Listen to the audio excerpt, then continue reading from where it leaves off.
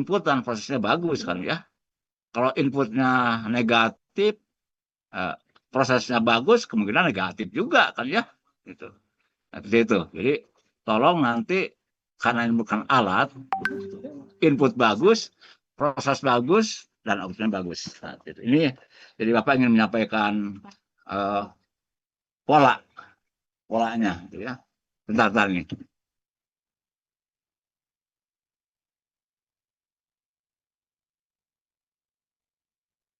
Maaf ini ada pergeseran ini, pergeseran tempat ya, malam di luar. Jadi menulis itu harus ada polanya, karena nanti tadi dikatakan ya, dikatakan merupakan alat kan ya. Jadi mesin itu kan tergantung manusia, inputnya bagus, diolah, outputnya bagus. Sehingga Bapak ingin memberikan pola pola menulis berdasarkan pengalaman dan keilmuan yang sepanjang ini apa namanya dialami ya, seperti itu. Jadi polanya lebih kepada penulisan yang ilmiah ya. Nah ini kan pola ini nanti akan menjadikan input dalam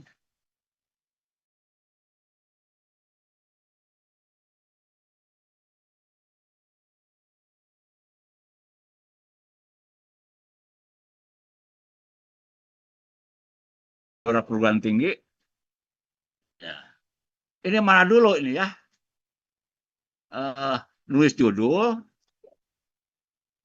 itu ya. Topik atau masalah. Nah, ya. Ini kan sebagai penulis pemula kadang-kadang bingung ya. Kadang-kadang nulis dulu, judul dulu, topik atau masalah. Ini hal yang jadi confuse ya. Karena beberapa mahasiswa juga banyak yang apa namanya mempersoalkan ini. Oke, next lanjut. Nih, geser ke slide berikutnya ya. Nah, tadi kan ya. Untuk menjernihkan tadi nulis apa dulu ya, judul dulu, masalah atau apa dulu. Udah kita apa namanya kutip ahli ya, kan tanyakan pada ahli ya. Data Newman menyampaikan bahwa observing a phenomenon, formulating tentative explanation, future, oppressing and experimenting, refining and resisting explanation. Jadi mengamati fenomena dulu, membuat penjelasan tentatif, mengobservasi dan mencoba lebih lanjut memperbaiki dan menguji penjelasan. Nah, kira seperti itu ya. Jadi tahapan-tahapannya menurut ahli seperti itu. Kita observasi dulu gitu ya. Observasi dulu. Ini apa sih di pokoknya di administrasi publik gitu ya. Dari birokrasi yang sekarang itu kita observasi. Apa sih yang menarik gitu ya dari fenomena itu. Nah, gitu, gitu ya. Oke, lanjut. Next. Sehingga kalau kita konstruksikan, nah, langkah penelitian ini pertama tadi observasi kata Newman kan ya, Bapak ambil gitu ya, observasi dulu sebuah fenomena, kemudian tentukan topik. Nah gitu ya, setelah observasi di lapangan gitu ya, kalau AI tidak bisa observasi lapangan kan ya, AI tidak bisa. AI tentunya akan cari-cari nanti kalau memang ada di link apa bisa, tapi kalau tidak ada yang baru nggak bisa. Makanya AI dipandu oleh kita. Nah, topiknya apa? Nah, tentukan topiknya. AI pun itu dikatakan ini topik ini, gitu kan ya. AI nanti bergerak, kan ya. Jadi tentukan topik, tema atau fokus penelitian, nah, sehingga jadi jelas. AI pun nanti jelas juga, kan ya. Kalau kita tentukan topiknya. Kemudian setelah itu pilih dan rumuskan masalah. Nah, masalah nih ya. Nanti kita bahas masalah ya. saya sering mengatakan bahwa masalah ini kan ada dua, negatif dan positif. Sementara ini orang mengatakan masalah itu negatif semuanya, ya negatif, padahal ada yang positif, gitu ya. Nantilah kita di penjelasannya ya. Keempatnya, tetapkan desain penelitian. Bagaimana detail rancangan penelitian ini, misalnya judul menggunakan survei, observasi atau eksperimen lapangan dan sebagainya. Nah, desainnya seperti apa? Nah, ya, di lapangan itu apa ya? Oke, yang kelima, konstruk teori. Jadi, teorinya apa sih? Teori itu kan sebenarnya untuk menganalisis masalah. Tadi kan sudah tahu masalahnya. Nah, dianalisis oleh teori. Nah, gitu ya. Teori analisis sehingga menjadi terang benderang, ya, seperti itu. Gunanya teori seperti itu. Kemudian kalau kuantitatif ini dengan hipotesis, kalau kualitatif biasanya dengan proposisi kan ya. Itu rancangannya seperti itu. Setelah itu eh, kumpulkan data ya, data-data yang mendukung, yang apa memperkuat masalah itu apa data-datanya di lapangan gitu ya. Data kumpulkan seakurat mungkin, sepaling mungkin. Nah, gitu ya. Ya mungkin AI juga bisa mengumpulkan data kan ya, bisa saja. Tapi kalau data yang yang up to date, yang langsung ke lapangan, gelagapan juga AI kan ya. Gitu. Oke, kemudian analisis dan uji hipotesis atau kompetensi yang pernah dibikin tadi kan profesinya. Kemudian diskusi dan investasi, simpulkan dan saran. Betullah 9 langkah ini merupakan pola bagaimana kita meneliti. Oke, lanjut. Nah, masalah ya, penting ini masalah. Jadi masalah ini sebenarnya apa sih? Dikatakan oleh Kota Hari ini, masalah penelitian secara umum mengacu pada beberapa kesulitan ya dalam peneliti. Bagaimana konteks situasi teoritis atau praktis? Bagaimana solusinya? Teori, praktek, masalah, bagaimana solusinya? Itu kata Kota Hari. Dia tuh menyebutkan masalah positif dan negatif kan? Gitu. Tuh. Oke, lanjut.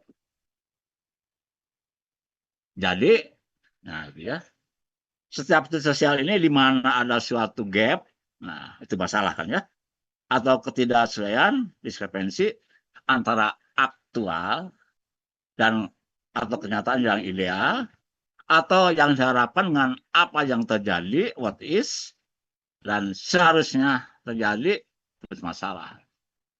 Nah, pokoknya kita ke kampus jam 7, kesiangan. Datang ke kampus jam 7:20, masalah kan ya. Masalah ya.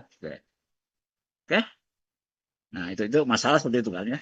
Apa yang kita harapkan tapi tidak terjadi gitu ya. Nah, itu negatif kan ya, baru negatif. Tapi nanti coba kita eksplorasi lagi. Oke, lanjut. Lanjut.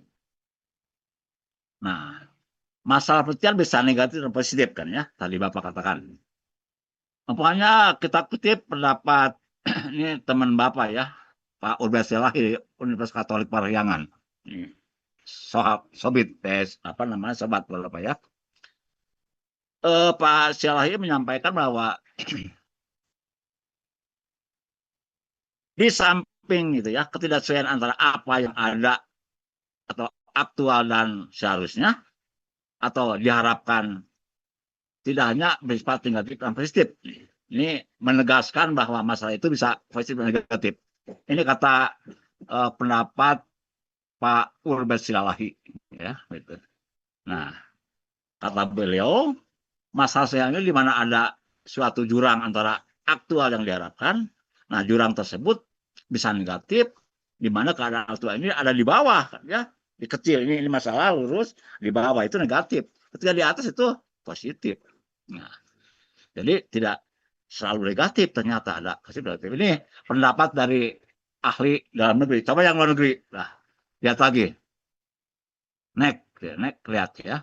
Nah, Nah, ini ahli manajemen ya. Kita boleh ngambil ahli manajemen, boleh kan? Boleh. Karena Bapak dulu S1-nya 2 kan ya.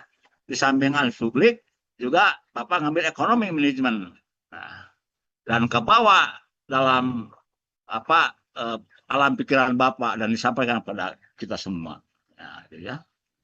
Jadi kata sekarang ini sesuatu ini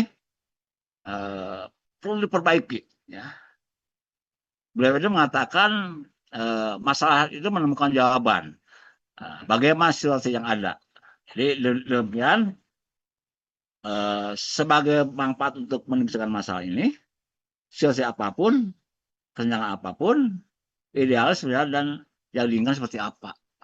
Ya, jadi tidak selalu negatif ya, betul juga, tapi positif. Ya. Itu pendapat apa namanya sekarang Bogi ya. Oke, lanjut. Pendapat lainnya. Nah, sekarang Bogi juga menyampaikan begini ya. Ya. Jadi masalah penelitian ini dapat menginisikan suatu interest atau an issue where finding the right answer. Nah, jadi jawabannya tidak selalu negatif, tapi karena jawabannya yang bagus ya, bagus. Nah, ya. Bisa yang apa masalah itu negatif dan positif. Contohnya gini, pokoknya kita kalau Bogi kan lebih ke perusahaan coba nanti hari ini ya, lebih ke perusahaan. Bagaimana perusahaan A dan B, perusahaan A tidak berhasil, yang B berhasil, padahal jual produk yang sama, gitu ya. Nah, kalau kita analogikan ke birokrasi, ya, eh, birokrasi, apakah semua birokrasi ini bermasalah? Apakah semua birokrasi ini korupsi? Kan tidak, kan ya, faktanya. Tidak semua birokrasi korupsi. Setiap orang korupsi kan tidak, ya. Sekalipun indeks korupsi kita memang semakin buruk hari ini ya, ditinggalkan oleh Pak Jokowi kan ya. Sekarang di indeks 34 ya, sangat buruk kan ya. Ketika itu angka mendekati angka 1 itu semakin buruk. Waktu Pak SBY itu 40. Pak Jokowi langsung 36, 34. Sekarang masih stagnan 34. Ya, itu indeks kalau masalah seperti itu ya. Tapi kalau birokrasi kan tidak sama seperti itu kan, di Indonesia juga tidak semuanya korupsi karena Bapak punya keyakinan seperti itu. Ada juga Bapak yakin punya keyakinan seperti itu.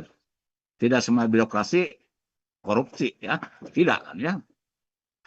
Lihat contoh ya, contoh. Pokoknya investasi daerah meningkat.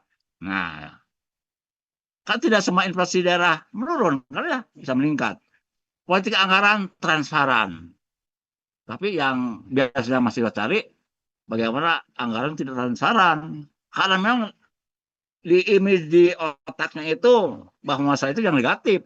Nah, tapi apakah ada anggaran transparan? Pasti ada kan ya, pasti ada ya. Jadi Bapak memberikan harapan itu. Contoh lain di tingkat pemerintahan daerah ya, banyak keberhasilan pemerintahan Jembaran ya Bali meningkatkan kinerja pemerintahan daerah. Ini menurut daerah berhasil kan ya. Ini di Jemberana ini luar biasa kan saat otonomi daerah waktu itu. Kemudian keberhasilan Pemkot Surabaya menurunkan suhu. Nah, ya, dengan perluas RTH dan perangi polusi. Ini Ibu Risma dulu kan ya. Dia dari angka 30, Bu Risma datang, kota dihijaukan, jadi polusi turun dan apa suhu waktu itu jadi 28 terus sekitar itu ya, 28, 27, 26. Turun kan ya. Bagus kan ya. DKI ya, menjadi kota pertama di kawasan Asia yang berhasil meraih penghargaan Sustainable Transport Award tahun 2021 ya. Nah, gitu kan ya. Berhasil kan ya menurunkan polusi. Kan itu positif kan ya. Positif kan ya. Apa itu boleh diteliti? Tidak. Boleh diteliti, sangat boleh diteliti ya. Jadi tidak samanya masalah itu masalah yang eh, negatif. Makanya seperti ini eh, ingin mendorong semuanya coba meneliti yang positif ya, biar apa namanya, apa eh, kita nanti pikiran kita tidak negatif, positif kan ya. Jangan masuk birokrasi, wah ini negatif semua, jangan ya. Coba karena pikiran ini kan diawali, apa pelaksanaan ini, action ini diawali dari pikiran dulu kan ya, pikiran. Makanya ingin kita coba bagaimana pikiran kita positif. Oke, next, lanjut. Nah, ini yang tadi Bapak katakan ini yang positif ya. Ini gold ini di manajemen kan ya, manajemen. Yaitu berhasil tadi menjual produk A banyak di Amerika ya. Perusahaan A dan B, ya, Gold ini meneliti dua perusahaan yang satu tidak berhasil, yang satu berhasil. Jadi meneliti berhasil. Ya, oke, next. Nah, itu dasarnya seperti itu kan ya. Kemudian ingin juga disampaikan ya, ini dalam penulisan. Jadi masing-masing negara ya, masing-masing perguruan tinggi, masing-masing pengelola jurnal. Nah, ini beda-beda nih ya, beda-beda. Jadi ketika nanti kita masuki apa namanya, sebuah komunitas itu, ya kita beradaptasi dengan mereka. Ya, jadi menulis itu adalah selera. Ya selera upahnya di Unpad seperti itu, UI, UGM, Oxford, Harvard, Winston Jati, beda kan ya, beda. Gayanya beda ya. Pokoknya di orang lain sudah menggunakan apa namanya, polanya dalam pendahuluan satukan dengan teori, yang lain tidak, dipisahkan. Nah, beda-beda kan ya. Orang lain sudah menggunakan Mendeley 7, di UIN masih Mendeley 6. Nah, ya biarkan Iya, aja Pak. seperti itu. Kita ikuti ya. Nambah, nambah. Lanjut. Jadi itu dia orang Nah, gitu.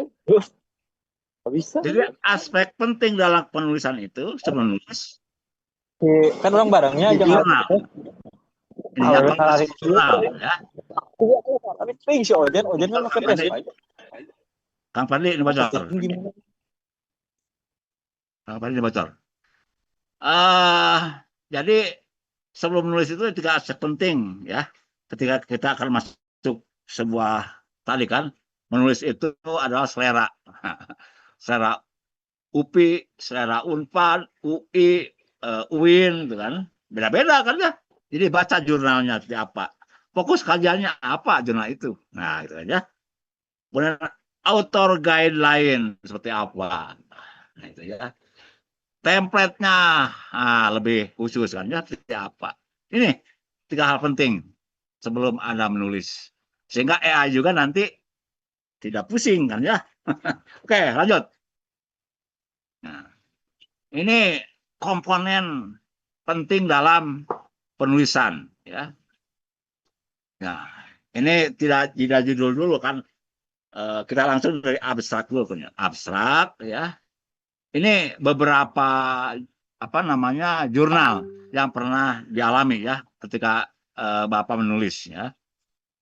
Ada yang mulai dengan polanya abstrak, kemudian pendahuluan, introduction, kemudian metode, result and discussion, hasil pembahasan, discussion. Nah, sehingga umumnya di akronim dengan IMRAN, C gitu ya.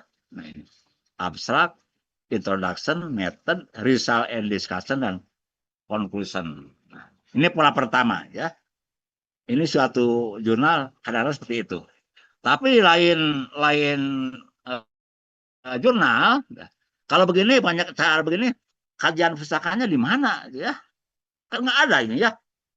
Biasanya ada di nomor 2 kan, introduction ya, di sana dimasukkan secara singkat padat tapi jelas, nah, disampaikan ya, itu kan ya. Oke, coba lihat pola yang lain, pola yang lain. Nah, ini beda lagi ya. Tuh, udah lagi. Abstrak, introduction, langsung hasil kan ya. Metodenya di bawah ya.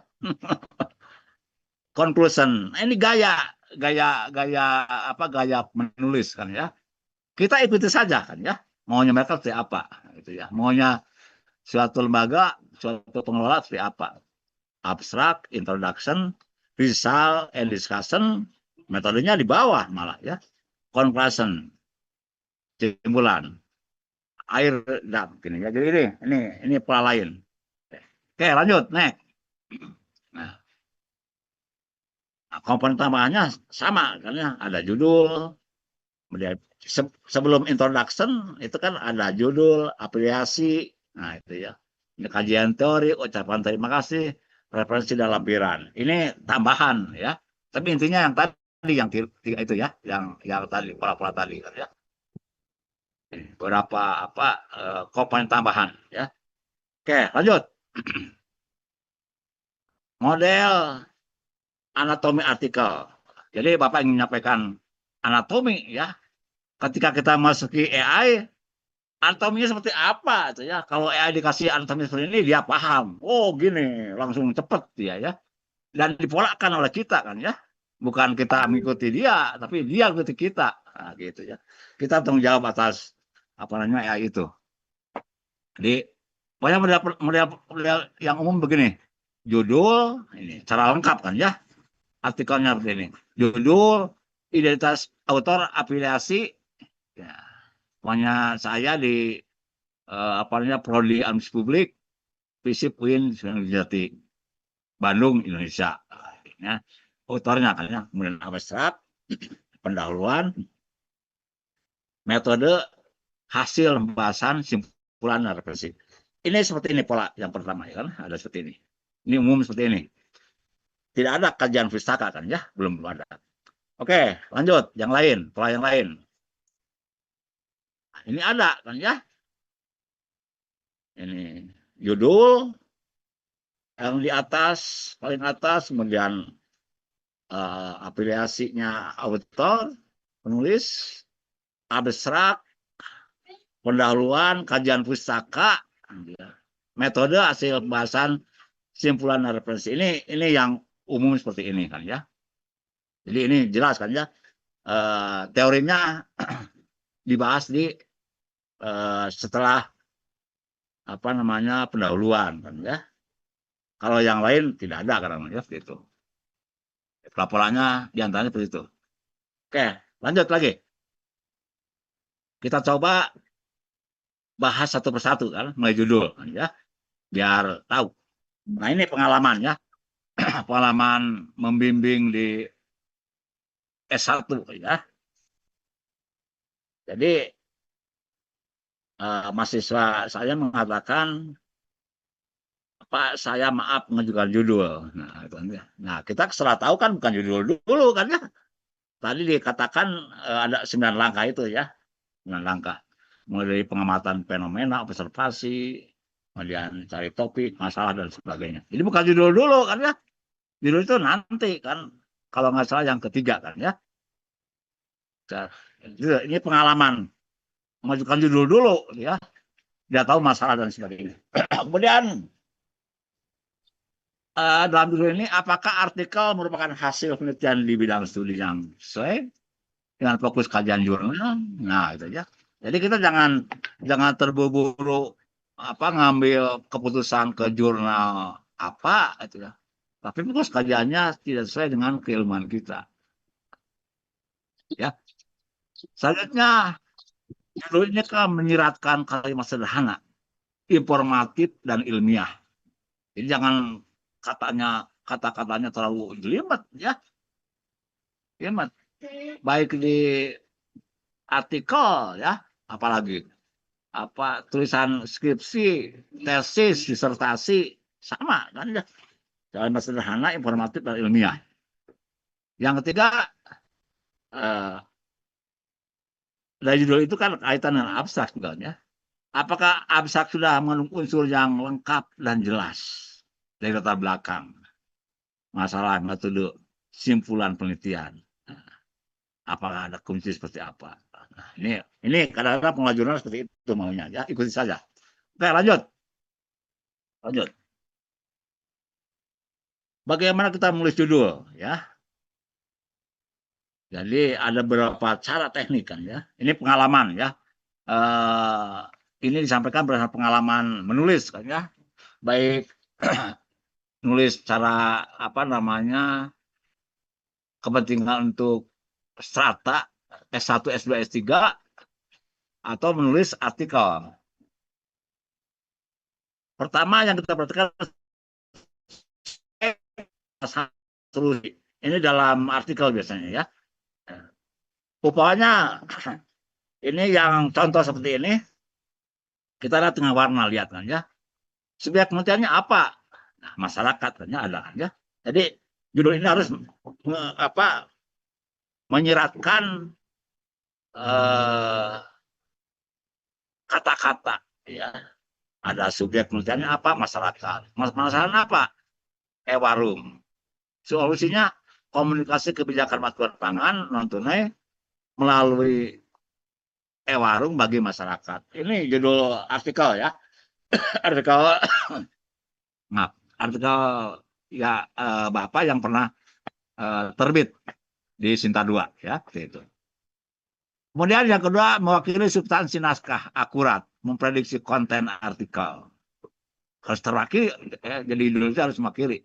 Jadi orang itu kan ketika membaca apa karya ilmiah itu kan judul dulu, ya. Nggak langsung isinya kan, judul dulu. Oh, judulnya ini menarik, gitu, ya. Jadi artinya harus, yaitu merupakan substansi. Menarik dan memikat. Nah, ya. Tidak terlalu kalimat berita. Ya, itu diantaranya. Oke, lanjut, next. Nah, ini model-model penulisan judul, ya. Untuk mudahnya, Bapak mungkin dalam perkuliahan juga disampaikan fokus dan lokusnya. Fokusnya apa? Fokusnya di mana? Kan atau apa fokusnya? Ya, fokusnya what is studied. Fokus itu isu, variabel mana yang dikaji. Fokus, ya. Apa itu? Menjawab pertanyaan apa yang dibahas. Nah, itu, ya. Biasanya teori, banyak government, daerah, kebijakan publik, masalah, kualitas pelayanan, banyak karir dosen, ketahanan pangan, ya. Proses implementasi tata kelola, reformasi, contohnya itu, ya. Jadi sebaiknya fokus ini spesifik, tidak terlalu umum, juga tidak terlalu khusus, ya. Mencerminkan sudut pandang analisis, bukan sekedar deskriptif. Dan menarik, ya. Pokoknya contohnya fokusnya itu tata kelola pendidikan, karir kejaraan dosen. Menarik kan, ya? Oh, ini karir kejaraan dosen, ya. Meningkat mungkin bagaimana kan, menarik kan, ya. Peran akademisi dalam kebijakan publik dan selanjutnya. Lanjut, next. Sekarang lokus, ya. Tadi fokus dan lokus. Well, in what context? Di mana dan konteks apa? Lokus kan bisa ruang, institusi, konteks kajian. Pointernya lokus itu adalah menjawab pertanyaan di mana, pada konteks apa. Nah, gitu, ya. Bisa berupa wilayah, tempat, bisa aja. Di UIN, atau di Jakarta, di Kota Bandung, Cirebon, Indramayu, gitu, ya. Bisa di instansi, kampus, kementerian, desa, dan sebagainya, gitu, ya. Sektor kebijakan, pokoknya lokusnya pendidikan, pelayanan publik, pangan. Jadi fungsinya apa? Untuk membuat kajian. Jadi kajian terbatas, supaya tidak kemana-mana, ya. Bahasa tidak kemana-mana. Memberi relevansi empiris dan aktual. Nah, itu, ya. Contohnya apa contohnya? Perguruan tinggi di Indonesia, lokus. Kebijakan pendidikan tinggi nasional, pemerintahan daerah, tadi kan Ciamis, bisa aja Kota Bandung dan sebagainya. Oke, next. Next. Fokus juga bisa apa namanya, judul juga bisa berupa fokus, perspektif, dan lokus. Nah, ini model yang tadi, model fokus dan lokus, ya. Juga bisa berupa fokus, perspektif, dan lokus.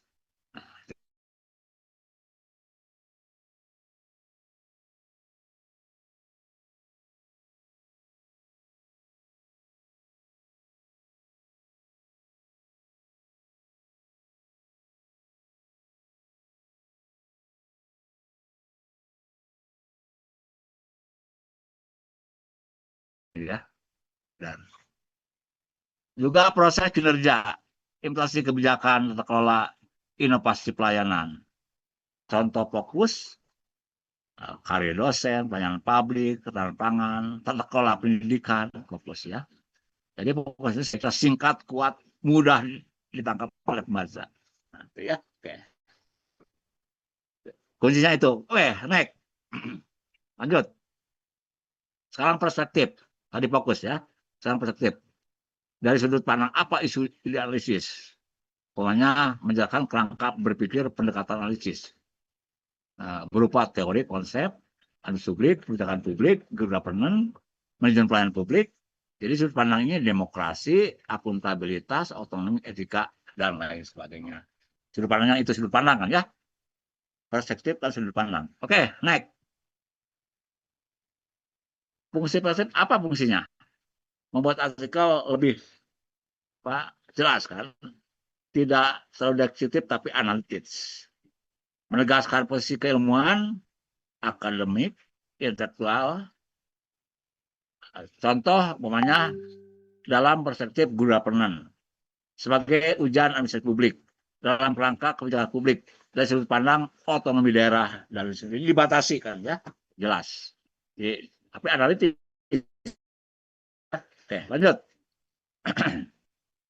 Next. Nah, ini yang lokus kan ya, contoh lokus. Nah, tadi fokus, perspektif, dan lokus ya. Di mana atau pada konteks apa isi itu terjadi? Lokusnya menunjukkan ruang, institusi atau wilayah. Bisa bersifat geografis, pokoknya Indonesia, Jawa Barat, Pangandaran, Bandung gitu ya. Sektoral pokoknya perguruan tinggi, birokrasi daerah, kemudian institusional kampus, kementerian, pemerintahan daerah, dan sebagainya. Fungsinya apa? Memberi tulisan, membumikan tulisan, bagaimana tulisan ini menjadi memasyarakat kan ya, memberikan artikel tekstual dan relevan, penting untuk media massa agar tidak dekat dengan pembaca, gitu ya. Jadi terasa mendekatkan pada pembaca. Contoh banyak di Indonesia, di perguruan tinggi, pada pemerintah daerah, di era atau di daerah, itu lokus kan. Era atau daerah juga lokus kan ya. Sekalipun tempatnya bukan tempat berupa benda kan ya. Oke, lanjut, next. Next. Jadi pola utuhnya fokus, perspektif, lokus. Contohnya, contoh judulnya, hari dosen sebagai ujian guru governance pendidikan tinggi. Ini udah menunjukkan fokus, perspektif, dan lokus kan ya. Jadi fokusnya hari dosen, perspektif guru governance kan ya. Lokusnya pendidikan tinggi. Nah, gitu kan ya. Bukan tempat ini kan. Pendidikan tinggi kan bisa juga lokus. Contoh lain, pelayanan publik dalam perspektif cybernetik di era atau di daerah. Fokusnya adalah pelayanan publik. Perspektif cybernetik akademik. Ya, apa namanya? Perspektif ya. Era atau daerah lokus. Yang lainnya ketahanan pangan berbasis kearifan lokal. Nah ini fokusnya ketahanan pangan berbasis kearifan lokal. Perspektif kebijakan publik. Nah, ini apa namanya perspektif kan ya. Dan lokusnya adalah di Jawa Barat dan lain sebagainya ya. Oke, next. Apa yang dari judul agar menarik dan mudah dibaca ya. Subjek atau deskriptor yang terlalu spesifik. Jadi jangan terlalu khusus ya. Jangan juga terlalu umum. Nah, kalau terlalu khusus orang lain tidak ngerti ya. Ilmu kita pokoknya tentang apa publik, menceritakan tentang dalam Indonesia ada author dan inner dan outer. Nah, kadang-kadang salah tafsir kan. Tapi bagi kita subjek bisa paham. Nah, bagaimana di cross itu ada inner circle dan outer circle, ada lingkar luar, lingkar dalam. Nah, kalau orang lain tentunya belum paham secara ini, ya. Tapi kita udah biasa di subjek, udah biasa. Jadi jangan terlalu umum, jangan terlalu khusus. Dulu terlalu panjang, jangan, ya. Singkatan yang tidak jelas. Pokoknya implementasi kebijakan PKH, ya. Program keluarga harapan kan, ya. Kita udah biasa kan tahu, orang lain mungkin belum, ya. Jadi pilihan kata yang tidak umum, jangan dibiasakan, ya. Berjudul. Oke, next. Alternatif dalam judul atau lain.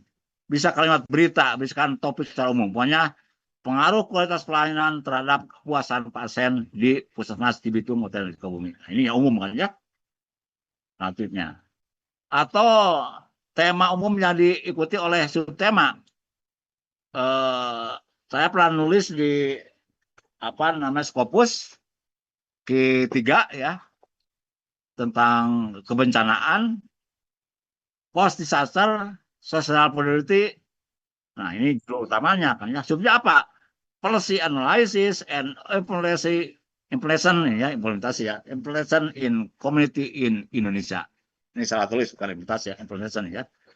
Kemudian 3, menyampaikan temuan penelitian. Contohnya banyak, motivasi mampu meningkatkan kinerja organisasi. Nah, ini judul yang sederhana tapi langsung penemuan penelitiannya. Ini contoh atau lain, ya. Oke, next. Langkahnya seperti apa? Langkahnya, ya.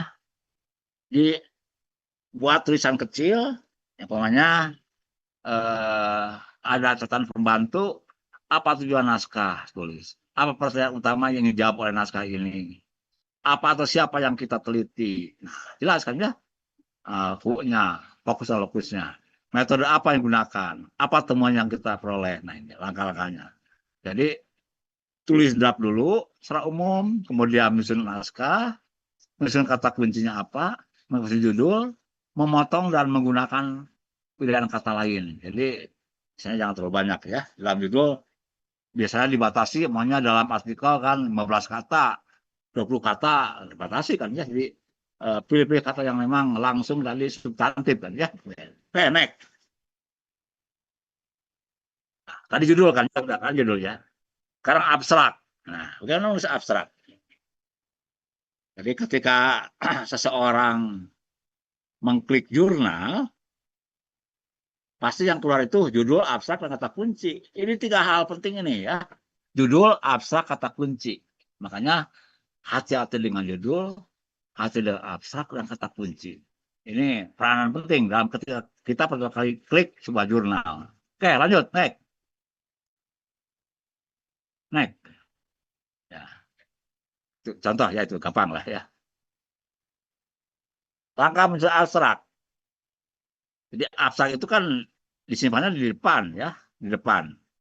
Tapi jangan dulu kita menulis abstrak ketika kita belum selesai menulis, ya. Oh, kita menulis abstraknya dulu. Enggak, bukan begitu, ya. Jadi abstrak itu nanti belakangan setelah kita selesai nulis. Sekarang dulu, gunakan beberapa pertanyaan membantu tadi kan, ya. Susun kalimat berdasarkan jawaban pertanyaan membantu. Hapus kata-kata tidak penting. Pastikan tidak mengandung komponen informasi yang tidak disajikan. Jadi yang tidak disajikan jangan ada, ya. Oke, lanjut. Next. Komponennya ini penting, ya. Kita menulis abstrak. AI juga kalau dikasih ini ngerti dia kan, ya. Tulisan abstrak ini ngerti, ya. Latar belakang, tujuan penelitian, metode, temuan penelitian, simpulan. 5 hal ini harus dikuasai oleh Anda, ya, oleh kita semua, ya. Di latar belakang masalah seperti apa harus kita pahami, ya. Apa sih ketika nanti banyak kita ke AI, apa itu yang maksud kita cek and recheck, verifikasi, ya, tetap, ya. Nah, karena kita yang punya tanggung jawab tulisan itu, ya, tujuannya apa, metodenya seperti apa, ya, temuan penelitian simpulan. Oke, next. Next, ya. Kata kunci. Nah, ini penting kata kuncinya. Diambil dari mana kata kunci, ya? Nah, jadi kata kunci ini biasanya dibatasi kan ya, 3 sampai 5 kata. Diambil dari mana? Nah, memang kata kunci ini kan diambil dari seluruh isi kan ya, isi dari sebuah tulisan. Ya. Nah, isinya apa? Yang bisa mewakili isi adalah judul tadi kan ya. Nah, intinya gitu ya. Yang mewakili isi adalah judul. Nah, jadi secara lebih cepat kita bisa kata kunci itu diambil dari judul. Tapi kalau kita ingin lebih yakin, baca seluruh isi dulu, baru kita bisa nulis kata kunci. Nah, tapi kalau judulnya sudah bagus, kita bisa langsung analisis kata kuncinya dari judul kata-katanya. Apa sih 3 sampai 5 kata yang bisa mewakili isi? Nah, gitu aja. Seperti itu kan ya. Oke, lanjut. Nah, ini judul ya. Pokoknya judul yang tadi, judul saya pernah nulis kan ya. Judul Post Disaster Social Vulnerability Policy Analysis and Implementation in Community Indonesia. Keywordnya apa? Nah, disaster management. Post sosial itu, post disaster itu bisa diganti dengan apa namanya, disaster management, manajemen kebencanaan kan ya. Social vulnerability, society in. Jadi dari judul itu kalau memang sudah kita yakin mewakili isi, bisa langsung dari judul. Oke, next. Maaf ya. Maaf. Lanjut, next. Nah, itu abstrak sudah ya. Judul sudah, abstrak sudah, sekarang pendahuluan. Nah, pendahuluan. Jadi panjang nih ceritanya ya. Pendahuluan itu intinya dari 6 ini. Ya. Kita buat satu pengantar. Ya. Satu paragraf pengantar, tapi merupakan pembuka yang mewakili. Ya. 24 paragraf konsep teori terkait tema. Juga dibutuhkan masalahnya apa, ditulis. Yang keempat, penting ya. State of the art. Ya, penting ya. Bagaimana persamaan, perbedaan, novelty, dan originalitas tulisan kita dengan yang lain gitu ya. Inilah pembedanya ya. Inilah novelty-nya. Inilah originalnya diungkapkan. Nah, itu ya. Kemudian sampaikan tujuan penelitiannya apa. Dan terakhir, urgensi penelitiannya apa. Apa penting? Ini ada urgensinya tidak. Nah, ini 6 hal ini harus ada dalam pendahuluan. Baik dalam tulisan kata 1, 2, 3 atau tulisan ilmiah. Oke, next. Metode, kita percepat ya. Method ya. Ini metode. Ini disampaikan untuk kuantitatif dan kualitatif. Pendekatan apa yang digunakan? Ini paragraf pertama kan ya, ini urutannya ya. Waktu dan tempat penelitiannya. Tapi kadang-kadang kalau di skripsi, tesis, dan disertasi bisa saja waktu ini di akhir. Tapi intinya ini 3 hal ini ada ya. Prosedur penelitian seperti apa? Kuantitatif, identifikasi masalah, tujuan penelitian, populasi sampel dan sebagainya. Dalam kualitatif, fokus penelitiannya apa, informasinya seperti apa, informannya seperti apa, gitu ya. Pedoman teknik kumpulan data seperti apa, teknik analisis dan sebagainya. Kemudian instrumen penelitian, valid, reliable, praktis, relevan, gitu kan ya. Sama dengan baik kualitatif atau kualitatif. Yang selanjutnya pedoman teknik pengumpulan data, prestasi, wawancara, teknik dokumentasi ini bisa kualitatif kan ya. Teknik analisis data seperti apa? Nah, data reduction, data supply, ya, verifikasi, dan sebagainya. Yang terakhir, teknik pengukuran data. Kuantitatif biasanya teknik pemeriksaan keabsahan data, ya, validitasnya. Ya. Dalam pemeriksaan keabsahan data, pemeriksaan kualitatif menggunakan apa namanya tidak seperti kualitatif kan ya, tapi dengan bagaimana uji keabsahan, bagaimana credibility, bagaimana apa namanya teknologinya, bagaimana alih kasus member check, transferability seperti apa, dependability seperti apa, dan confirmability seperti apa. Itu dalam apa namanya kualitatif. Oke, next. Lanjut. Ini hasil pembahasan. Di dalam hasil pembahasan, 5 hal penting. Yang pertama, tampilkan data secara cermat. Ya. Sampai jelas kan ya. Bandingkan temuan penelitian dengan laporan penelitian yang terdahulu.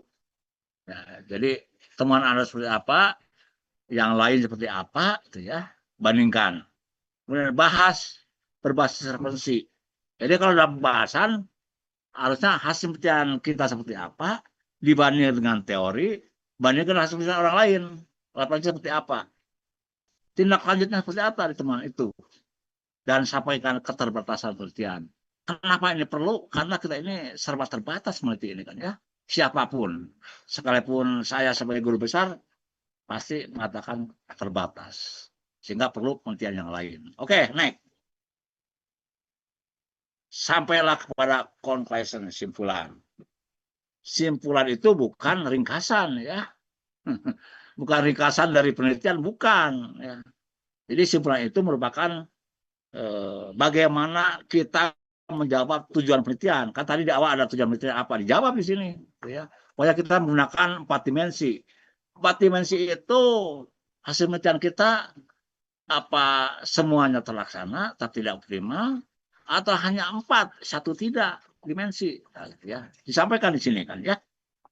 Kemudian temuannya apa? Dan sampaikan rekomendasi. Implikasinya seperti apa dari penelitian kita.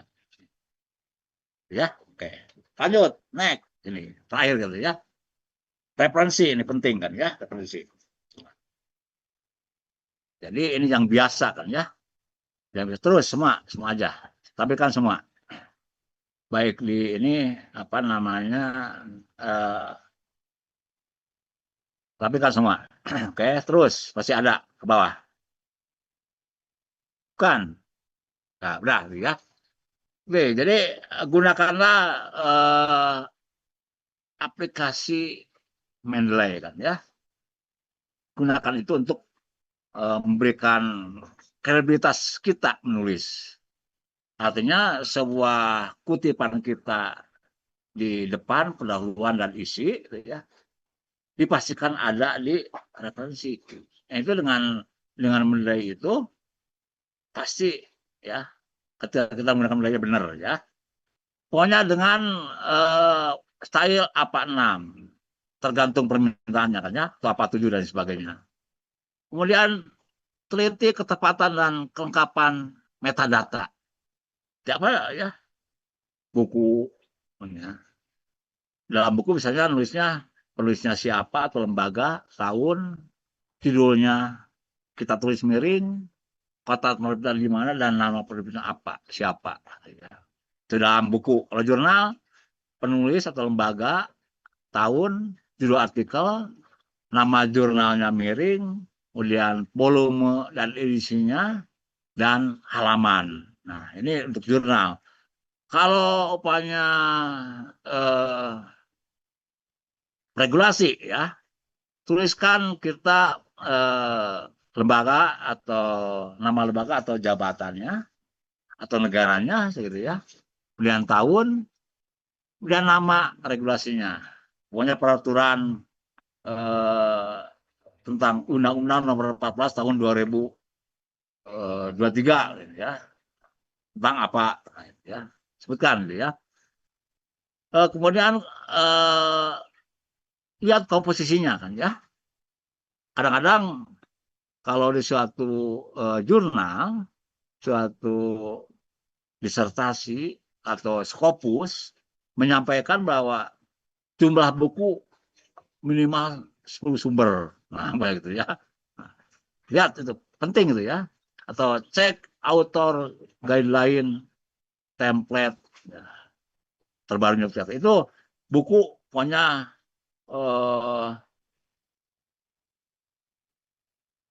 minimal 10 sumber. Nah, gitu ya. Sudah ketemu itu ya. Jadi artikel jurnal 80. Jadi komisinya kita lihat sumbernya berapa, artikelnya berapa, ininya berapa, gitu ya. Nah, itu perlu perhatikan. Juga tahunnya, kadang-kadang diminta yang terbit 10 tahun ke belakang. Lebih ini, ya. Dan ini, ya terakhir. Biasanya juga dalam satu jurnal minta mengutip terbitan jurnalnya itu sendiri, kan ya. Kadang-kadang seperti itu. Scopus juga sama.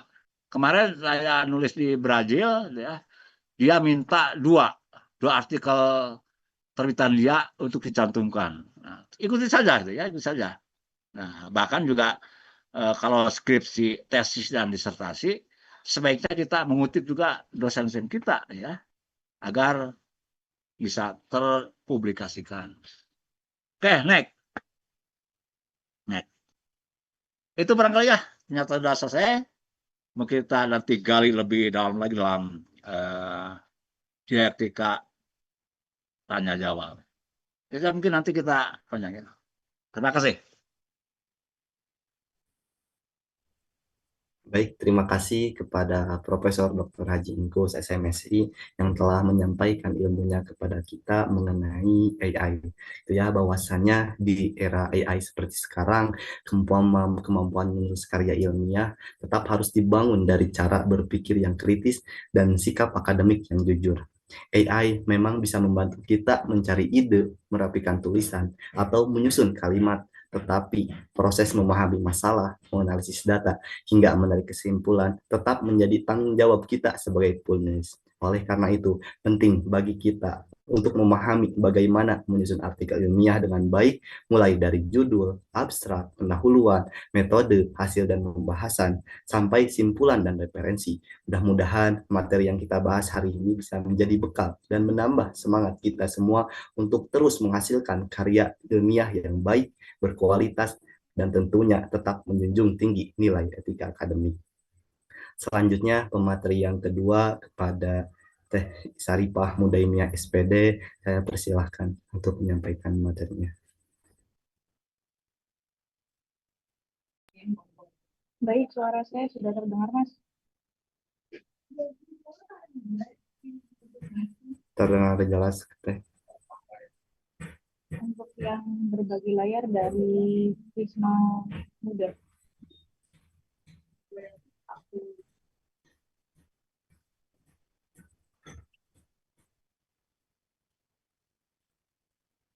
Maaf Teh, suaranya agak sedikit dibesarin lagi deh, supaya peserta lebih mendengarkan dengan baik. Ini sudah. Nah, cukup. Yang berbagi layar dari Wisma Muda atau dari saya? Dari Wisma Muda. Dari Prisma Muda, Kak. Bisa dimulai sekarang. Ya, bisa, Kak. Sudah di. Assalamualaikum. Ya. Assalamualaikum warahmatullahi wabarakatuh. Waalaikumsalam warahmatullahi wabarakatuh. Selamat siang yang saya hormati Bapak Profesor Dr. Haji Ingkus. Mohon izin Pak beserta dengan adik-adik Wisma Muda yang semoga masih semangat untuk menyimak. Ini langsung dimulai di slide pertama aja. Penggunaan AI dalam penulisan. Oke. Kalau berbicara mengenai teknologi itu, artinya kita berbicara juga tentang masa depan intelektualitas kita. Jadi di era serba AI itu kan banyak fiturnya dari GPT, Gemini, Perplexity, atau segala macam fitur di penulisan itu masing-masing disediakan AI. Di era yang sekarang itu menulis bukan lagi mengenai siapa yang paling banyak mensitasi atau mengutip dari buku secara fisik, tapi siapa yang paling bisa, paling cerdas berkolaborasi dengan teknologi. Nah, di AI itu ada aturan main, tidak melulu semuanya kita ngambil dari AI, tapi ada aturan-aturannya. Nah, di sini kita akan bedah bagaimana AI itu bekerja untuk menulis, bukan kita yang diperbudak AI. Memahami posisi AI dalam penulisan. AI mempercepat proses menulis, tapi juga kualitas tulisan tetap bergantung pada nalar, data, dan validasi manusia. Memahami peran AI sebagai alat bantu kepenulisan. Banyak orang itu takut perannya digantikan AI. Masih di yang kedua, Mas. Ya, banyak orang yang takut perannya itu digantikan AI. Padahal sebenarnya bukan AI yang menggantikan penulis, tapi penulis yang menggunakan AI akan menggantikan penulis yang tidak bisa memanfaatkan AI. Jadi poin utamanya AI itu untuk ide, struktur, revisi, dan bahasa, atau juga memvalidasi literatur, citasi, data, dan lain. Dan jangan melupakan etika, originalitas, juga tanggung jawab penulis. Jadi poin utamanya AI itu sebagai stochastic parrots, atau dia hebat dalam memprediksi kata, tapi singkatnya nggak punya nalar, tidak seperti manusia yang bisa mereasoning gitu. Contohnya misal kita minta AI menulis mengenai perasaan kita sedih, kehilangan data riset, dia bisa merangkai kata sedih, tetapi nggak bisa merasakan urgensi dari riset itu apa. Bedanya AI dengan manusia itu ada di integritas akademik. Kalau manusia Izin, ada, kalau AI tidak ada. Ya, untuk suaranya boleh sedikit dibesarin lagi mungkin biar peserta lebih mendengar dengan baik. oke. Segini terdengar, Mas. Mungkin sedikit lagi gimana? Sedikit lagi. Ya, Oke. Diulang atau apa yang tadi? Dilanjutkan saja. mungkin boleh dilanjutkan aja. Ke slide yang ketiga, Mas.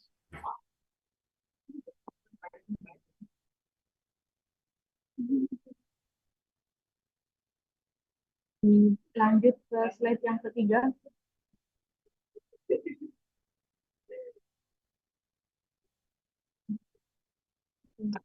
Nah, ini ada susunan atau AI bisa membantu pekerjaan teknis dan konseptual, bukan murni menggantikan tanggung jawab akademik.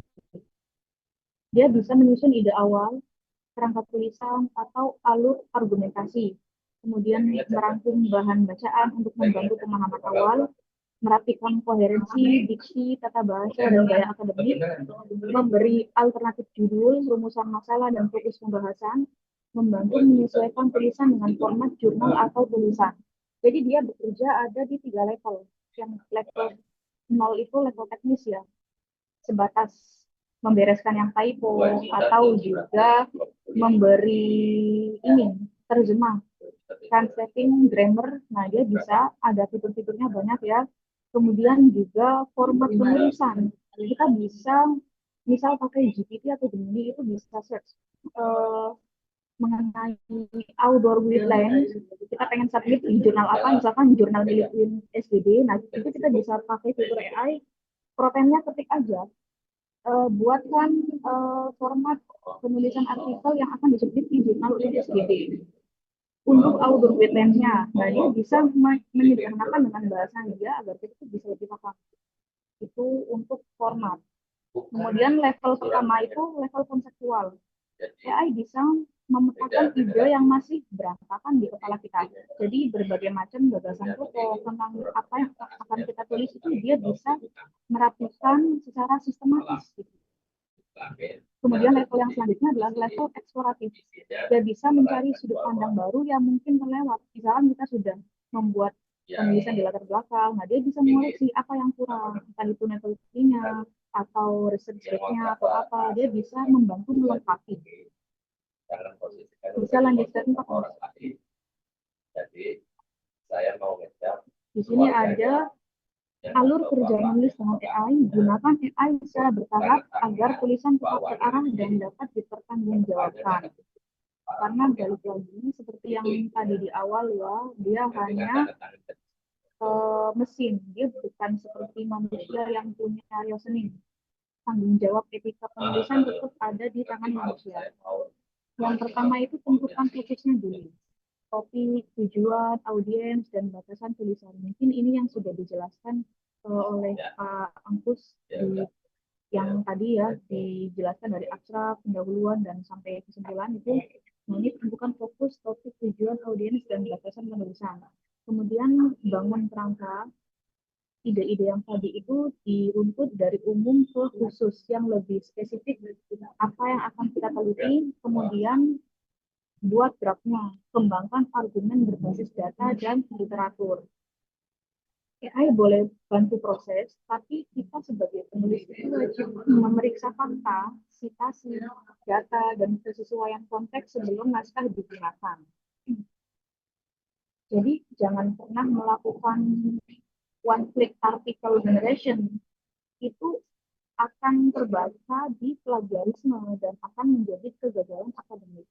Alur yang benar itu tanya dulu Tom di AI itu job risetnya apa kebaruannya, kemudian bagian strukturnya itu minta AI buat bantu buat garis besar introduksi atau pendahuluan, kemudian metodenya, kemudian result dan diskusinya. Kemudian kalau sudah terbuat introduksi, metode, hasil dan pembahasan, drafting, kita tulis poin-poin ide yang kita punya itu apa, kemudian minta AI untuk memperhalus kalimatnya. Dan yang selanjutnya adalah verification atau langkah paling lama itu cek setiap klaim AI itu ke jurnal asli atau bagian citasinya dicek ulang di kajian pustaka atau daftar pustakanya itu yang diberikan AI itu kita cek benar nggak jurnal yang dia kasih. Kadang ada yang URL PDF-nya itu masak atau tidak bisa diklik. Nah itu kita sesuaikan dengan apa yang sedang kita bahas. Boleh dilanjut ke step kelima, Mas. Master of Counting ya.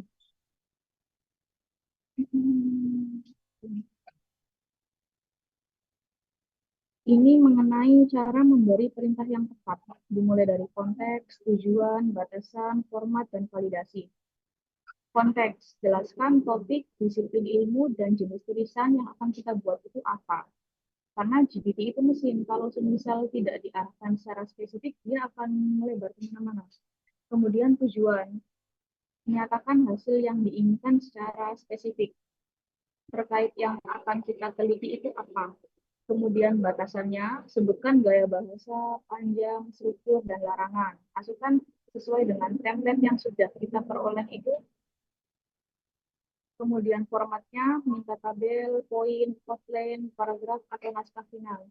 Dan validasi, minta daftar bagian yang masih perlu dicek manual.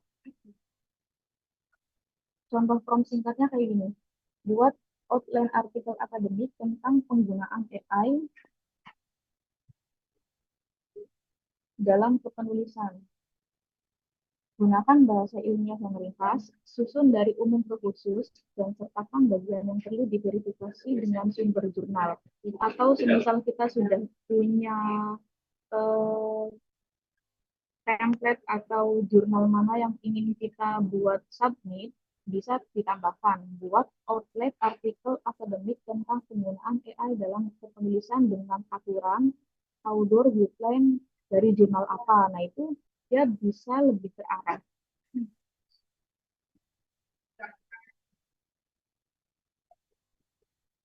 Lanjut ke slide mana? Nah ini bagian AI untuk riset literatur. Dia bisa membaca arah literatur tapi tidak boleh menjadi sumber citasi. Sumber citasi tetap harus cek ulang satu-satu dari setiap URL PDF.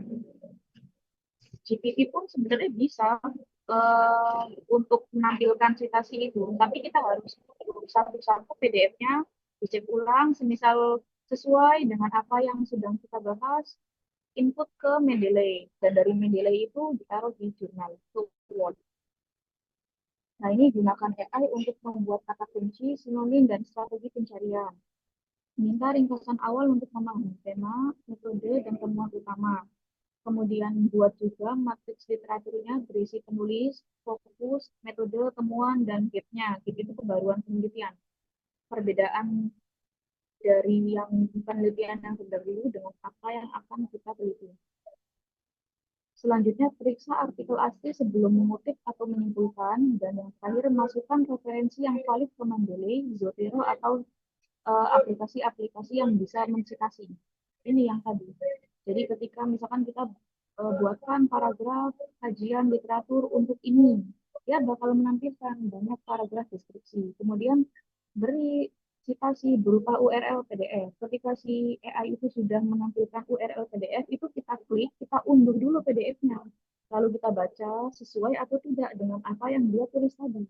Kalau semisal sesuai, bisa PDF tadi diinput ke aplikasi citasi, bisa dengan Mendeley atau bisa dengan Zotero. Nah, dari situ kita masukkan ke kajian pustaka di bagian akhir ya. Jadi balik lagi, dia mesin yang bisa membuat tulisan, tapi keaslian naskah dan lain-lain itu kita manusia bertanggung jawab untuk mengecek originalitasnya. Bisa lanjut ke slide ke-7, Mas. Nah, ini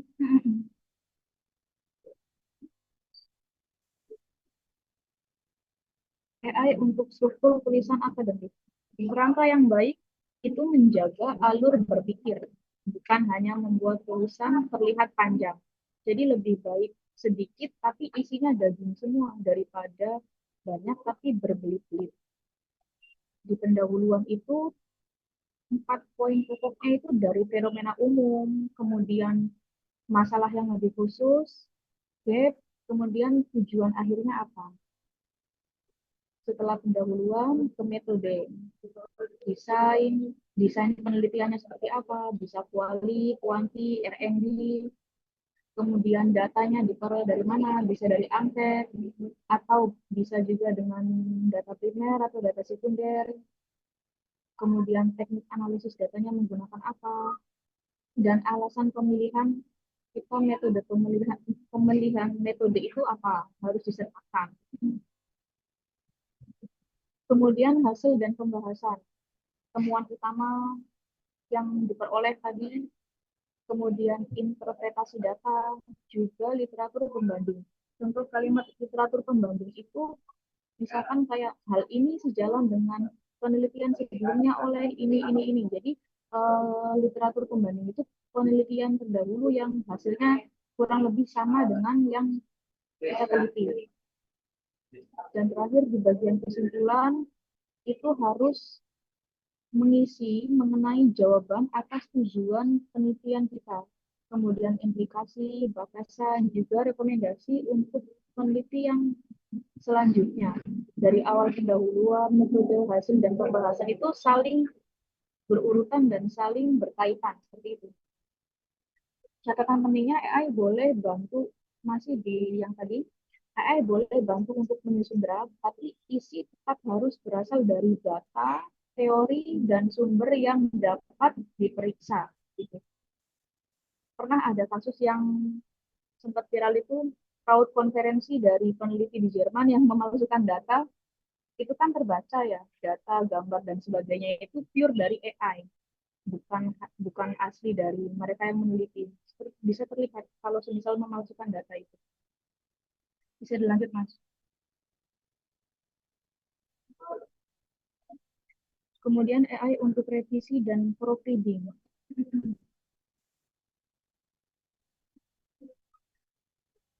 Kita bisa minta bantuan AI itu untuk mengecek kalimat yang terlalu panjang atau berulang.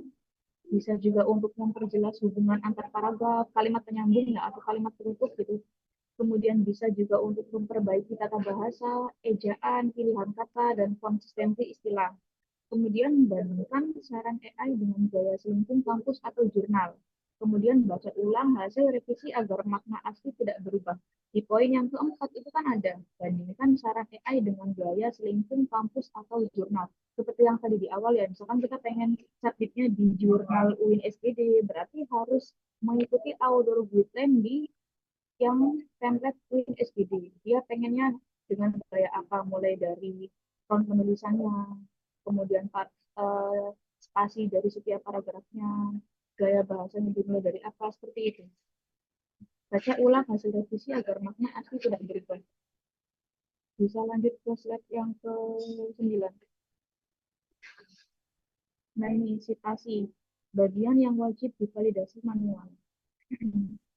Kesalahan paling berisiko dalam penggunaan AI adalah citasi palsu dan klaim tanpa sumber. Betul, karena banyak jurnal yang predator. Ketika kita klik itu sebenarnya tidak ada. Nah, AI dalam manajemen referensi dan citasi. Dengan AI, penulis dapat mudah menambahkan kutipan dalam teks dan secara otomatis memperbarui daftar pustaka tanpa harus melakukannya secara manual. Sementara AI mempermudah pengelolaan referensi, penulis tetap perlu memverifikasi akurasi kutipan untuk menghindari kesalahan yang mungkin muncul ya. Jangan langsung memakai referensi yang diberikan AI tanpa mengecek artikel asli. Seperti yang tadi sudah dijelaskan ya, ketika AI ini memunculkan link, klik dulu linknya, buka PDF-nya, baca sesuai atau tidak dengan apa yang sedang dibahas. Kemudian pastikan nama penulis, tahun, judul, jurnal apa, volume, halaman, dan doinya itu sesuai. Kemudian gunakan database akademik, laman penerbit, Crossref, atau Google Scholar untuk verifikasi. Misalkan kita klik jurnalnya yang di URL dari AI itu tidak muncul, atau 404 not found gitu ya, bisa klik URL-nya, masukkan manual ke Google. Nah, itu biasanya nampak penulis aslinya siapa. Ke Google Scholar ya. Kalau semisal itu PDF-nya dari Google Scholar. Terus masukkan ke Mendeley episode itu. Dicocokkan kutipan langsung dengan halaman atau bagian artikel yang benar. Seperti itu. Lanjut. Kemudian ada etika penggunaan AI dalam penulisan. Nyatakan penggunaan AI jika pedoman kampus atau jurnal mewajibkan transparansi. Hindari memasukkan data sensitif, data responden, atau dokumen rahasia ke platform AI. Jangan menjadikan AI sebagai pengarah atau pengganti kontribusi intelektual penulis. Periksa kemiripan, parafrase berlebihan, dan potensi plagiarisme. Kemudian pastikan setiap klaim penting dapat ditelusuri ke data atau sumber ilmiah.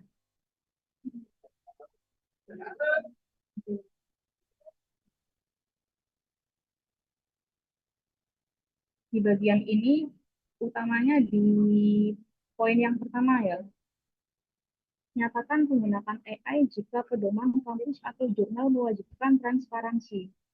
Nah, ini saya pernah submit di jurnal milik Elemen dari Universitas Hamzah Wadi, yaitu di bagian Author Within, di template jurnalnya itu setelah penutup ada yang namanya declaration. Di situ ada conflict of interest, kemudian ada juga generatif AI statement gitu. Jadi kita menjelaskan kita menggunakan AI itu untuk apa. Nah, itu contoh penulisannya nanti AI use for limit. Kita nggak semuanya pakai AI, tapi dia digunakan untuk misalkan menerjemah atau bisa juga membuat gambar perangkat seperti itu.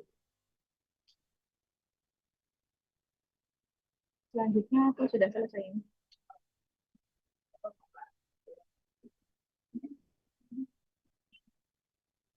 Lanjut, Mas.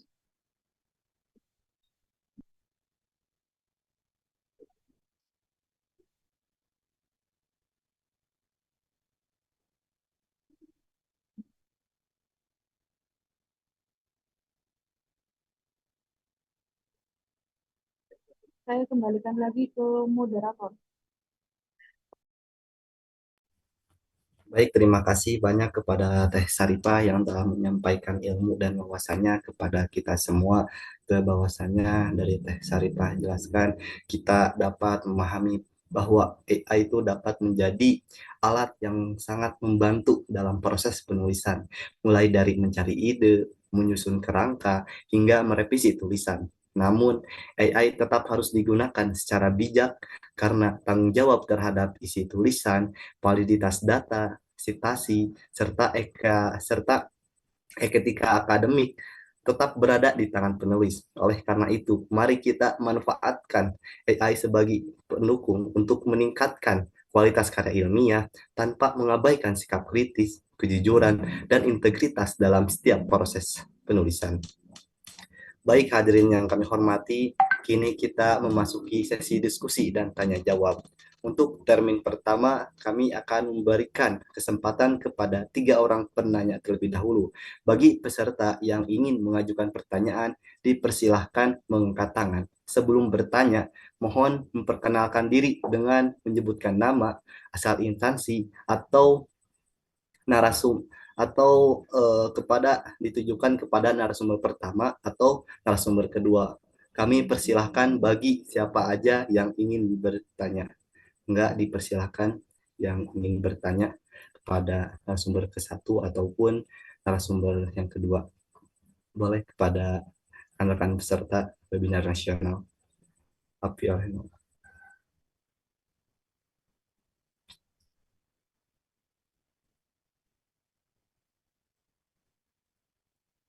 Gimana rekan-rekan, apakah ada pertanyaan nggak mengenai ini AI di zaman sekarang itu?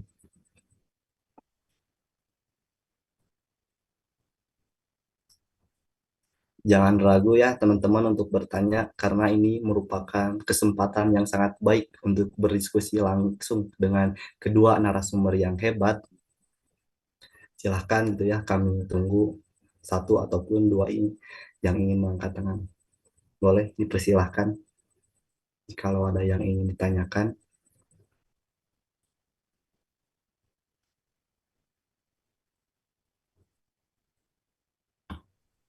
Itu ada yang raise hand apa? Boleh, siapa ini tuh? Izin bertanya, Kang Adam. Oh iya boleh, Kang Fajri. Sebelumnya perkenalkan saya Humaydi Nur Fajri dari jurusan Administrasi Publik. Sekarang saya masih mahasiswa semester 6. Ya boleh Kang Eh, Fajri. Terkait AI ya, materinya saya mau nanya kepada kedua moderator yang tadi sudah menjelaskan.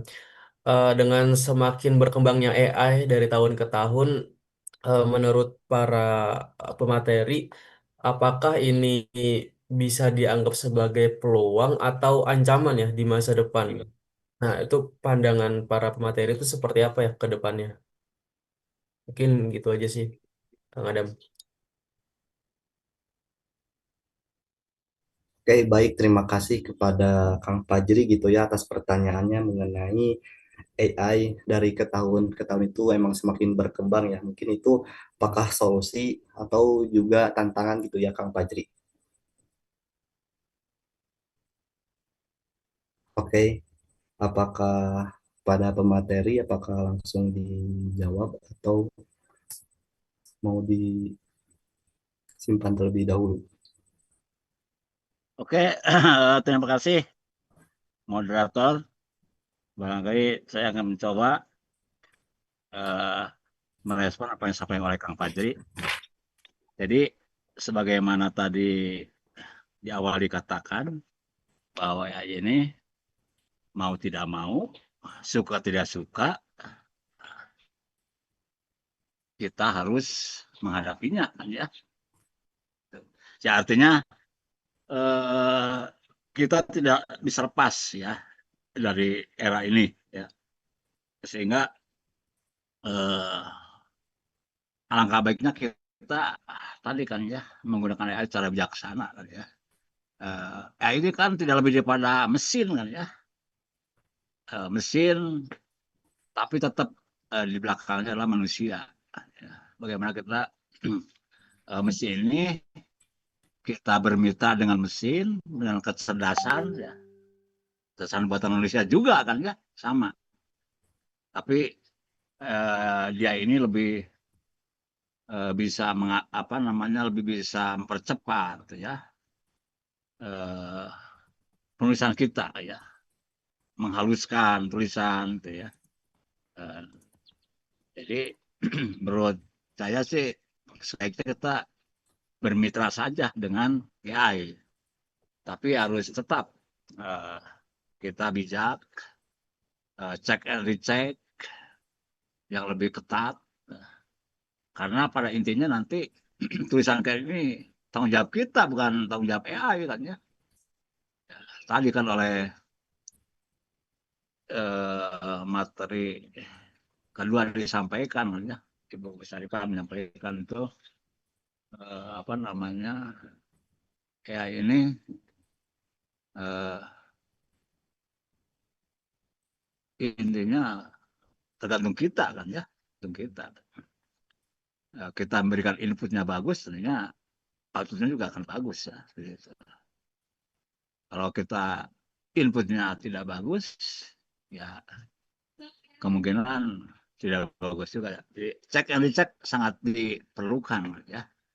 Bagaimana ketelitian kita juga ya, dalam menggunakan AI ini. Termasuk semuanya mencari literaturnya tadi kan sampaikan. Jadi perlu ya, AI ini perlu. Menurut Bapak sih perlu. AI ini perlu untuk membantu kita. Ya. Dan kita tidak bisa akan lepas dari AI ini. Bahkan sekarang udah merambah ke birokrasi juga kan ya. Birokrasi sudah banyak yang menggunakan ini.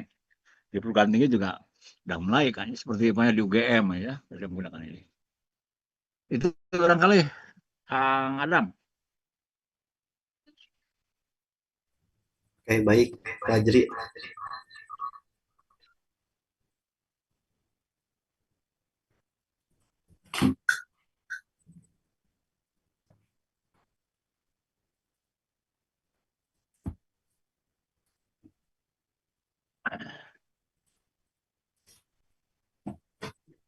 Apakah terjawab, Pak Jri, jawabannya? Sudah terjawab, Kang Adam. Terima kasih. Oke, baik. Mungkin dari pemateri kedua, Teh Saripa, apakah ada yang ingin ditambahkan untuk pertanyaan dari Kang Fajri? Cukup Mas, dari Prof. Info sudah cukup. Oke, baik. Oke, selanjutnya mungkin pertanyaan kedua, boleh? Apakah ada yang ingin bertanya kepada dua narasumber yang hebat?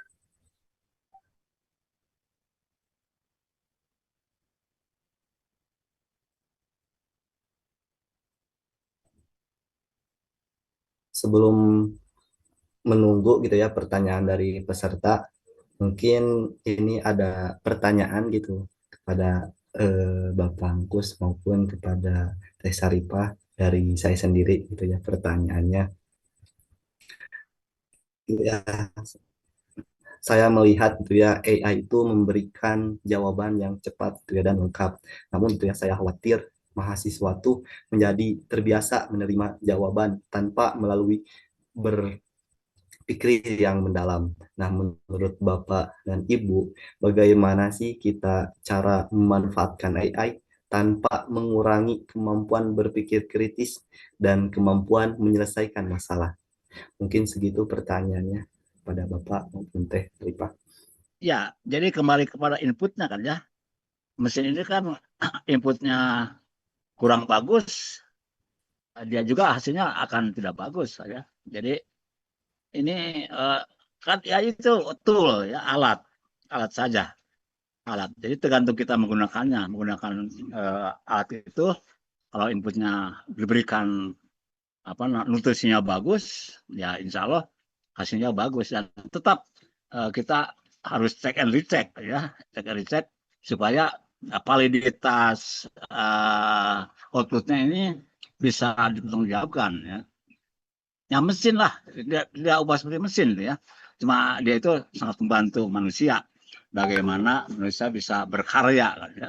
Bagaimana manusia bisa memberikan nilai, bagaimana manusia memberikan penulisan yang lebih bagus ya. Gitu. Dan kita jangan terburu puas dengan hasil AI itu.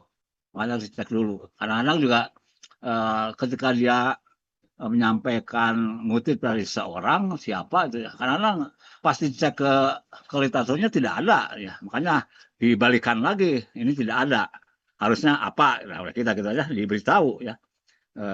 Jadi ketika kita nulis sebuah karya ilmiah ya harus cek karena inputnya harus bagus ya, harus cek lagi gitu ya, cek lagi apa benar ini umpamanya Agus Yulianto mengatakan seperti itu, dicek di bukunya ternyata tidak ada ya, katakan tidak ada itu ya. Nah, di halaman sekian tidak ada dia mengatakan itu mengatakan ini, akhirnya dia juga sadar gitu ya. Oke. Itu ya kira-kira ya. Baik, terima kasih Bapak atas jawabannya. Oke, kepada Kang Wisnu, boleh dipersilakan. Oke, terima kasih atas kesempatannya. Izin bertanya kepada kedua pemateri ya gitu. Kan kemarin-kemarin saya lihat di media sosial itu tuh ada postingan yang menjelaskan bahwa AI itu sudah bisa membuat penelitian itu setara S2 atau S3 Stanford University gitu.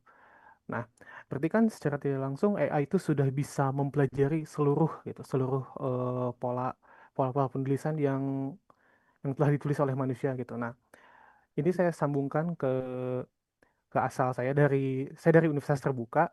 Kemarin saya mendapatkan mata kuliah metode penelitian dengan outputnya proposal penelitian gitu. Nah, di sini ada ada ada penilaiannya yaitu berupa similarity score atau plagiarisme dan juga skor AI gitu. Nah, saya merasa ketika menulis itu sudah apa ya? Saya tidak terlalu brainstorming dengan AI gitu. Tapi ketika hasil tulisan saya dicek oleh aplikasi Drillbit itu di sini terdeteksi AI-nya cukup tinggi di 38% gitu. Nah, setelah saya coba ubah-ubah ternyata tidak terlalu turun lah gitu. Dan pada akhirnya setelah beberapa kali revisi sampailah di batas minimal di batas maksimal untuk AI tersebut itu. Nah, kepada kedua pemateri ini kira-kira kiat-kiat untuk menurunkan skor AI itu seperti apa ya gitu. Jadi agar mungkin tulisan kita tuh yang yang sebenarnya itu murni hasil karya kita sendiri tapi ketika dideteksi itu ternyata oh ini misalkan 50%-nya AI gitu. Nah, itu sih keresahan saya sebagai mahasiswa UT gitu. Saya tidak tahu ya kalau di di UIN misalkan atau mungkin di universitas lain itu seperti apa gitu. Mungkin sekian dari saya. Terima kasih.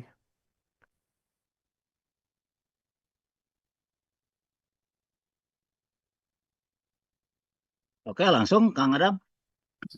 Iya, boleh, Prof. Langsung. Oke, jadi gini, Kang istrinya tadi saya katakan ya ini mesin gitu ya, mesin. Yaitu merekam apa yang dilakukan oleh manusia gitu ya. Tapi coba aja mesin disuruh apa yang kita teliti, pokoknya Kang Adam meneliti tentang apa namanya skripsi di desa Cibiruetan. Datanya tentu sekalipun ada, tapi tidak substansi kadang-kadang ya. Karena praktek yang sebenarnya punya hasil wawancara, kan nggak ada AI itu ya. Tetap yang ada harus wawancara dengan kepala desa, dengan sekdes, dengan apa namanya beberapa informan yang ada di sana. Kalau itu memang merupakan kualitatif kan ya. Ya artinya mesin itu kan tidak tahu apa namanya kondisi lapangan yang saat ini ya, yang ini akan kita lakukan untuk teliti ya. Ya, jadi mesin itu merekam apa yang ada di link, ada yang di disertasi dan sebagainya. Memang betul ya ini bisa menyusun skripsi, disertasi, tesis, bisa semuanya ya. Tapi apakah itu sesuai dengan apa yang kita inginkan, harapkan, kan belum tentu kan ya, belum tentu. Mungkin apa yang diharapkan oleh Kang Wisnu telah sesuai ya, sesuai dengan AI gitu ya. Tapi ketika kita disampaikan ke dosen bimbing, oh bukan begini, kan gitu kan ya, begini. Atau hasil apa namanya cek Turnitin tadi di atas, kalau di UIN 30% ya, di atas 30%, ya tentu ditolak kan ya. Artinya kita harus merubah lagi bagaimana plagiarisme yang ada bisa dirubah, bisa dikurangi, bahkan bisa jadi sangat kecil sekali ya. Itu. Jadi oleh kita ya, intinya kita bagaimana memasukkan inputnya kan ya terhadap AI ini ya. Adapun hasilnya ya bagaimana validitas datanya itu ya. Jadi memang cerdas ya, tapi tidak, menurut Bapak tidak secerdas manusia, otak manusia itu ya, karena mesin dibuat oleh manusia ya. Ya intinya memang AI perlu bagaimana sebagai mitra kolaborasi kita untuk bagaimana memberikan hasil penulisan yang lebih enak dibaca itu ya, hasilnya sesuai dengan harapan kita dan bertanggung jawab hasilnya, outputnya seperti yang diharapkan oleh lembaga dan oleh pembimbing kita dan oleh kita sendiri. Seperti itu Kang Wisnu ya. Apakah terjawab Kang Wisnu? Boleh dari Ya, Pak. Teh Terjawab, Saripah, Pak. apakah ada yang ingin ditambahkan dari Teh Saripah sendiri menanggapi pertanyaan dari Kang Wisnu?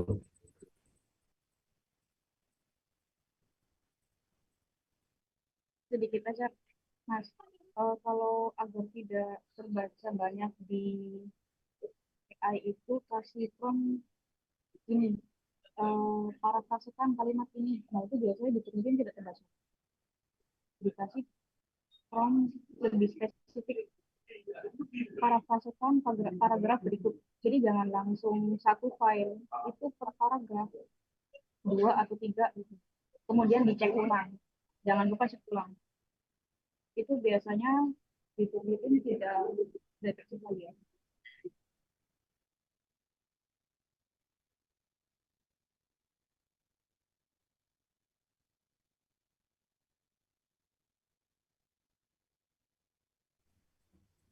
Kang Wisnu, apakah terjawab untuk kedua pemateri?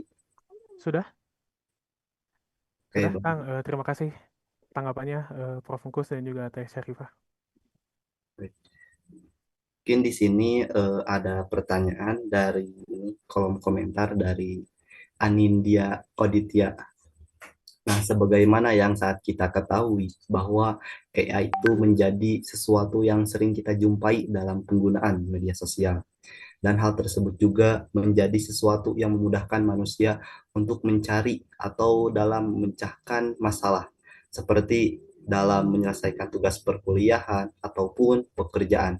Nah, menurut pemateri, bagaimana peran pendidik untuk bisa terus mendampingi dan mencegah para siswa atau pelajar dari ketergantungan AI juga melestarikan budaya membaca secara organik.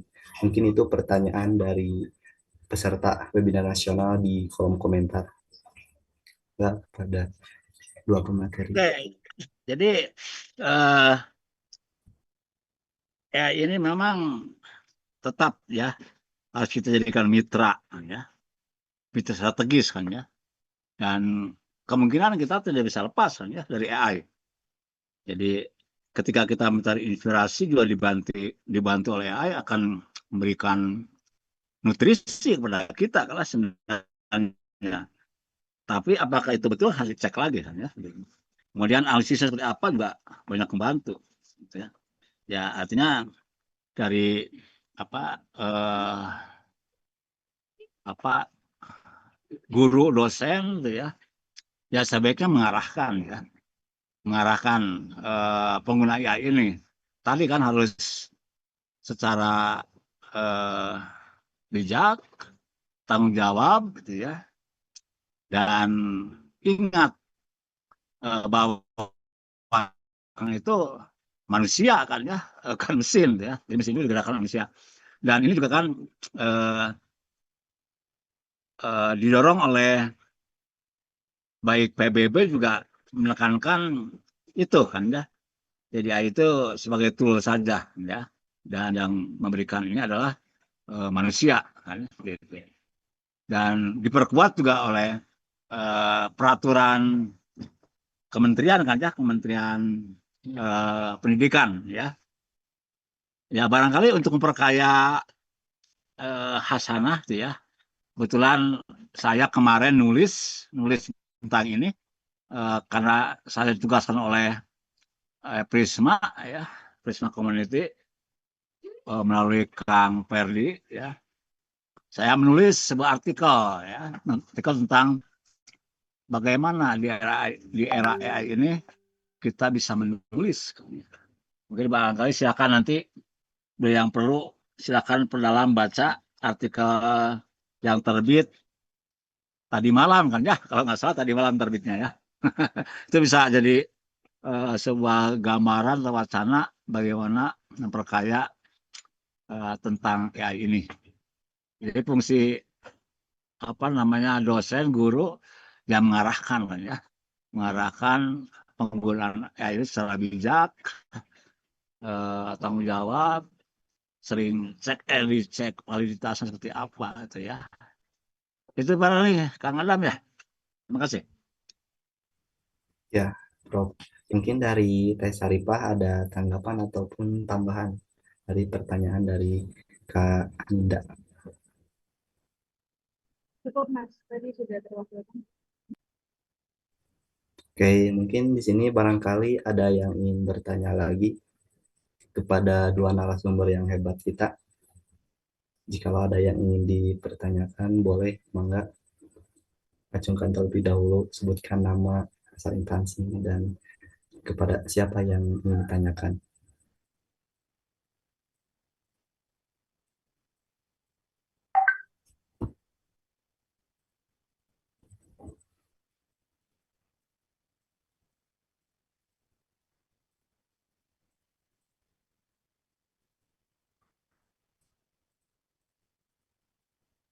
Baik, serasa untuk pemateri webinar nasional pada hari ini dicukupkan. Rekan-rekan yang kami hormati, tidak terasa kita telah sampai di penghujung sesi diskusi dan tanya jawab. Atas nama moderator, saya mengucapkan terima kasih banyak kepada kedua narasumber yang hebat atas ilmu, pengalaman, dan wawasan yang telah dibagikan pada kesempatan kali ini.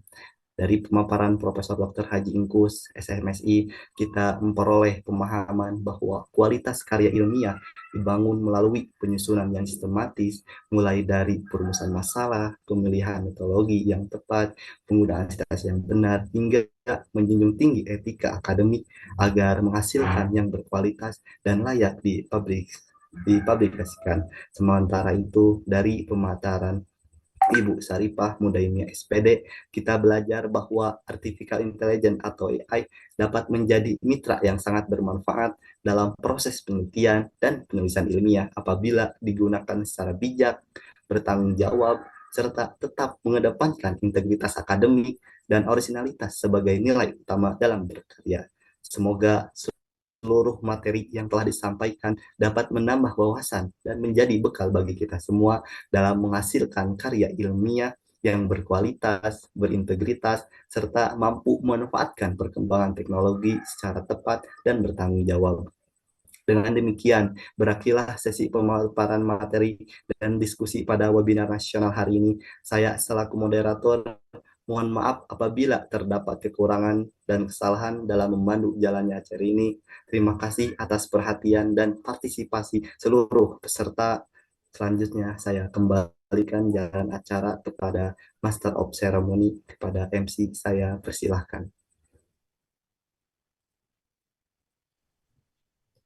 Oke, baik. Terima kasih kepada moderator bersama narasumber atas ilmu, wawasan, juga diskusi yang sangat bermanfaat bagi kita semua.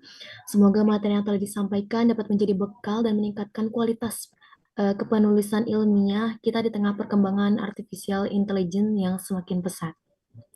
Selanjutnya kita akan memasuki sesi dokumentasi kepada para peserta, narasumber, dan juga akan tetap panitia boleh on cam terlebih dahulu. Dan juga kepada operator untuk mempersiapkan. Oke, sekali lagi kepada teman-teman yang berada di room Zoom untuk on cam terlebih dahulu.